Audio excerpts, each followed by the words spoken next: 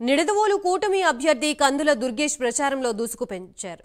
ప్రచారంలో భాగంగా నిడదవోలు భవన నిర్మాణ కార్మికులతో ఆయన సమావేశమయ్యారు. కార్మికులు దుర్గేష్ ని ఘనంగా సన్మానించారు.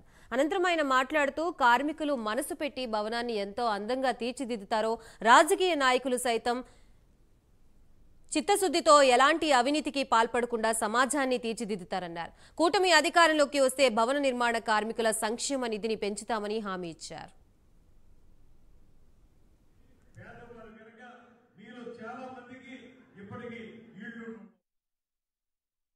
సమాజాన్ని అందంగా చూపిస్తుందనేటువంటి మాటని ఈ సందర్భంగా మనవి చేస్తూ అటువంటి కార్మికులు భవన నిర్మాణ కార్మికులందరికీ కూడా శిరస్సు వచ్చి నమస్సుమాన్యం తెలియజేస్తాం.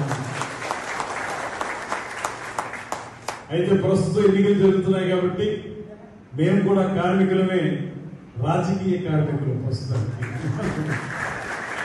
24 గంటలు కూడా ఎన్నికల ప్రచార కార్యక్రమంలో మునిగి తేలుతూ కష్టపడుతున్నటువంటి మేము స్వచ్ఛమైన రాజకీయాల్లో ఉంటే మాత్రం మీలాగే ఎంత అందంగా ఒక భవన నిర్మాణాన్ని మీరు చూపించగలుగుతున్నారో కట్టిన తర్వాత, అదేవిధంగా మేము కూడా చిత్తశుద్ధి నిజాయితీ ఉన్నటువంటి రాజకీయ నాయకులు అయితే మేము కూడా అందంగా చూపించగలుగుతాం. ఈ సమాజాన్ని